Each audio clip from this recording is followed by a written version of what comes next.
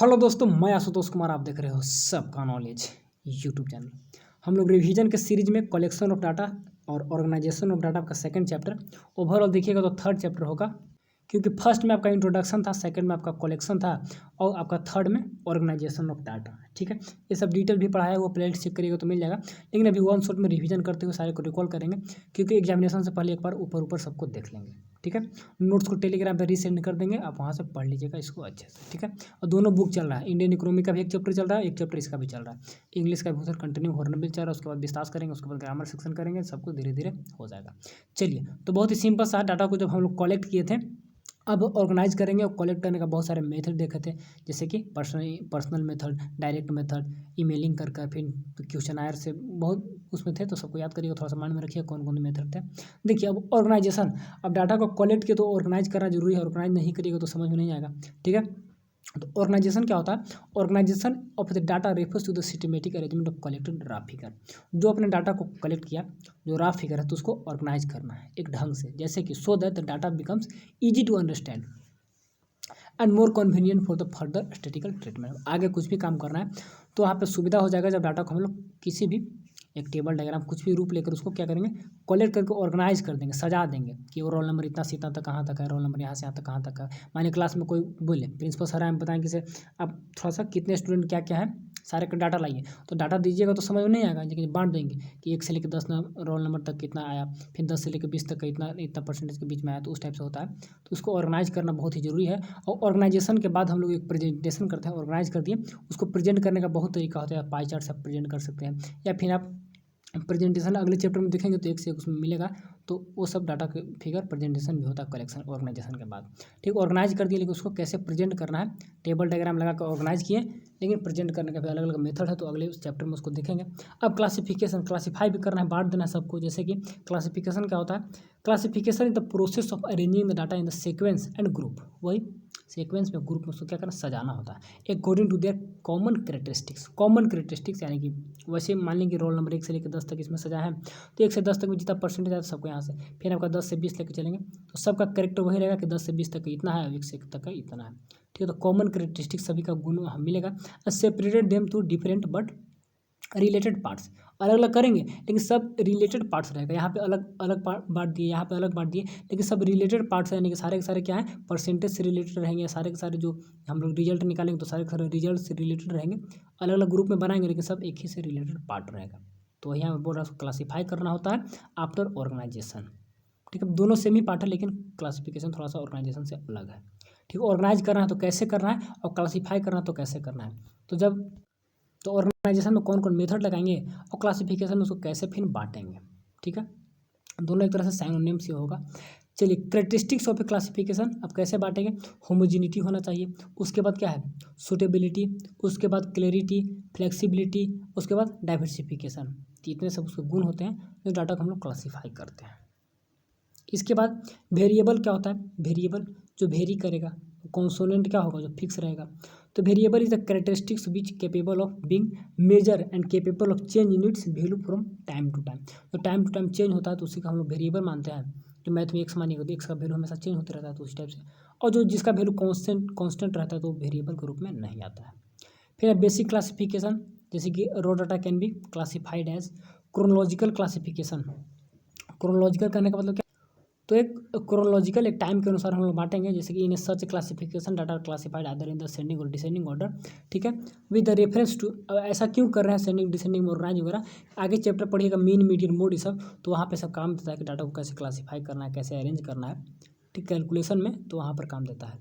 तो classification ascending और descending order with reference to time such as year, quarters, month, week. Time के अनुसार जब डाटा को बांटेंगे तो उसको क्रोनोलॉजिकल बोलेंगे। उसके बाद है आपका जियोग्राफिकल या फिर spatial classification. The data are classified with the reference to जो क्या है, geographical location such as country, state, city according अगर बांटते हैं कि कंट्री में कैसे क्या, सिटी में क्या क्या, तो उसके अकॉर्डिंग करेंगे तो जियोग्राफिकल हो गया। टाइम के अकॉर्डिंग डाटा को बांटेंगे तो आपका क्रोनोलॉजिकल हो गया। ठीक, तो एग्जाम में पूछेगा, ऑब्जेक्टिव है तो पूछेगा टाइम के अकॉर्डिंग बांटेंगे तो क्या होगा। ठीक है ना, उसके बाद है कि क्वालिटी के अकॉर्डिंग, क्वान्टिटी के अकॉर्डिंग।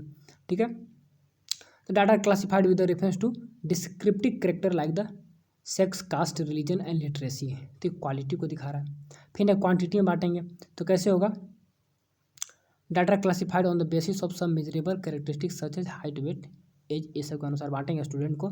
तो आपका आ गया क्वालिटेटिव के बाद क्वांटिटेटिव, ठीक, कितना वेट है कितना हाइट है। इसके बाद कंडीशनल क्लासिफिकेशन में एक है, क्या बोल रहे हैं देख लीजिए इसको। तो डाटा क्लासिफाइड विद द, बोला है data classified with the respect to condition and type of the classification is called conditional classification. कुछ कंडीशन लगाकर, जैसे कि mass of data is origin from the raw data and it is organise as the mass of the various item. कहने का मतलब कुछ condition, जैसे कि हम लोग मास डाटा को कैसे ऑर्गेनाइज करेंगे, रॉ डाटा रहेगा तो ये मास डाटा हम लोग बना पाएंगे। ठीक, कंडीशनल डाटा हो गया। एक characteristics which is capable of being measure and change value its over time is called variable. Variable का डिफरेंशन आ गया। वेरिएबल टू टाइप का होता है, तो टाइम के अनुसार चेंज करेगा, जैसे कि डिस्क्रीट और कॉन्टिन्यूअस। अब डिस्क्रीट क्या है, कॉन्टिन्यूअस क्या है, ये सब सीरीज को जब अच्छे से समझिएगा तभी आपका आगे चल के जो मेन मीडियम मोड सब पढ़िएगा तो वहाँ पे क्लियर होता है। ठीक, देखिए डिस्क्रीट में क्या होता है, a discrete variable are those दोज, एक इंडिविजुअल होता है, फिर डिस्क्रीट हो गया, फिर कॉन्टिन्यूअस, तीनों होता है। Discrete variable are those variable that increase in jumps, ठीक है, और complete numbers are not fractional, fractional में नहीं होगा। जैसे कि एग्जाम्पल में देख लीजिए, एक क्लास ग्रुप को बांटा गया 2 से 4, 10 से 15, ठीक है ना। इसके बाद 2, 4, 10, 15, 20, 25 ऐसे करके बांट दिया गया, ठीक है। एक कंटिन्यूअस में नहीं है कि 2 से लेकर 4 तक, ठीक है ना, फिर 4 से लेकर 8 तक इस टाइप से, फिर 1, 2, 3 इस टाइप से नहीं, आपका 2 है, फिर 4 है, फिर 10 है, 15 ऐसे करके। तो डिस्क्रीट सीरीज है। It does not take any fractional value between them, कोई बीच में इन लोग का फ्रैक्शन नहीं ले सकते हैं कि यहाँ पर 2/5 ले लेते हैं, ऐसा कुछ नहीं, ठीक है। ऐसे एक होल इंटीग्रल वैल्यू लिया जाता है। फिर कॉन्टिन्यूअस में कॉन्टिन्यूअस रहेगा। तो continuous variable are those variable that can be takes any value that integral value और fractional value in the specific interval. इसमें इंटीग्रल भी लिया जा सकता है और फ्रैक्शनल भी रह सकता है, ठीक है ना, इन स्पेसिफिक इंटरवल, कुछ इंटरवल रहेगा।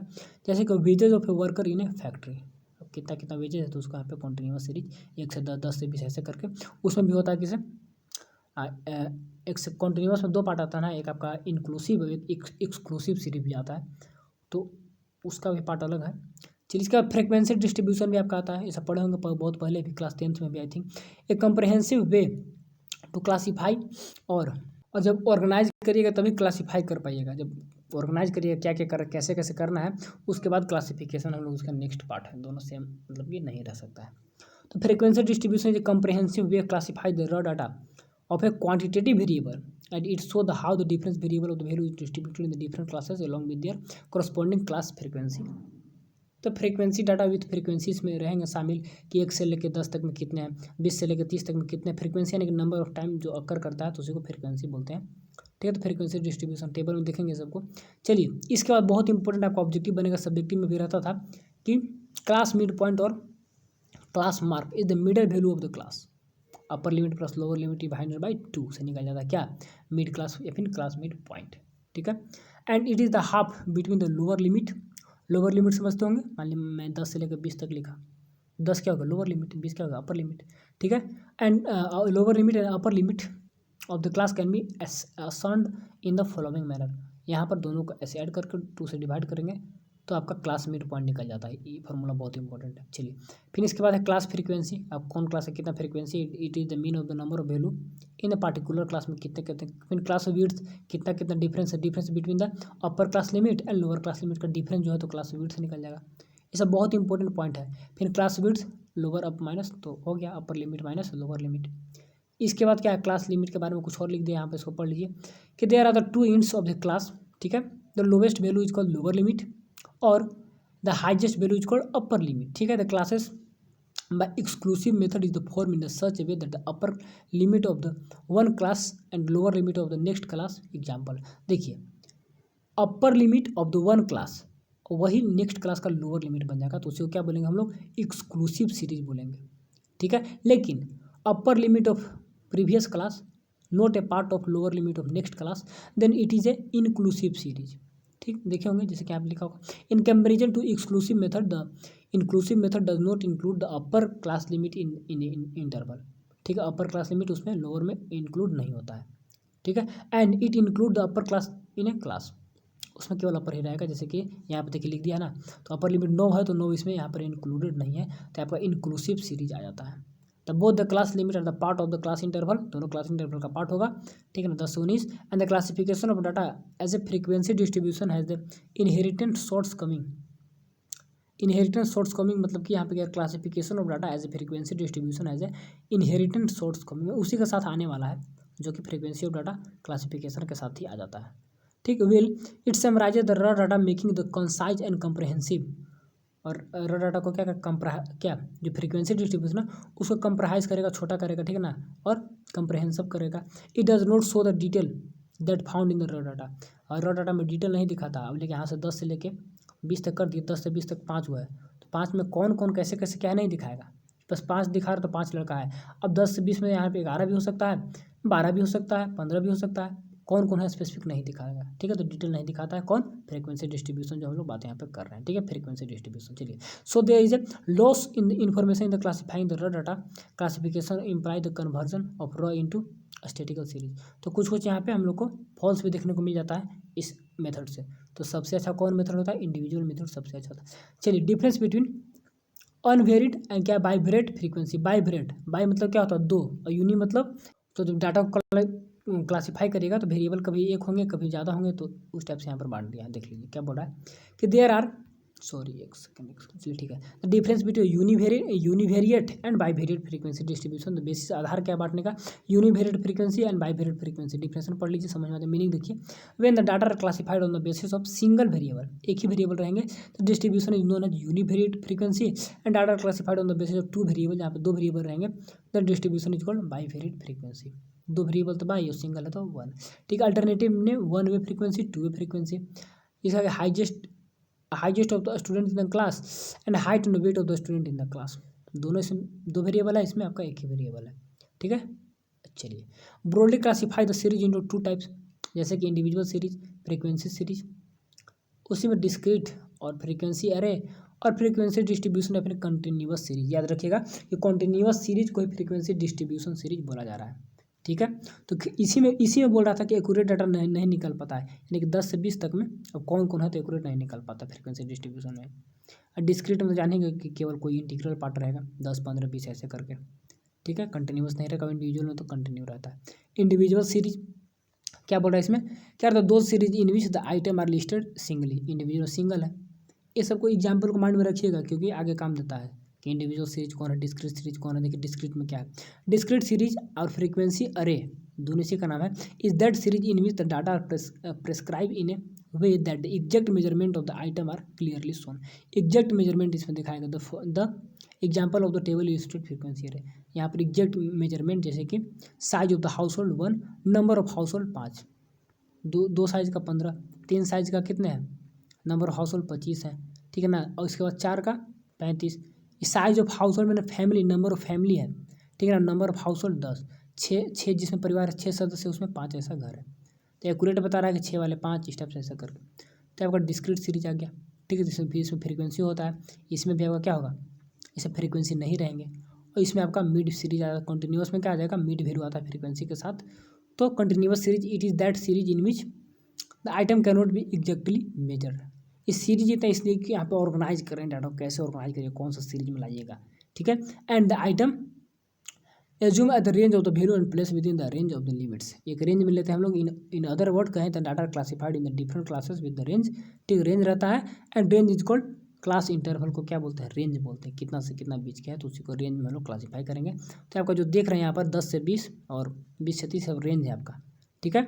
रेंज भी एग्जाम में रेंज का भी डिफरेंस आता है, व्हाट इज द रेंज, तो range is the difference between lower limit and upper limit of A class interval, ठीक है। आपका फ्रीक्वेंसी हो गया।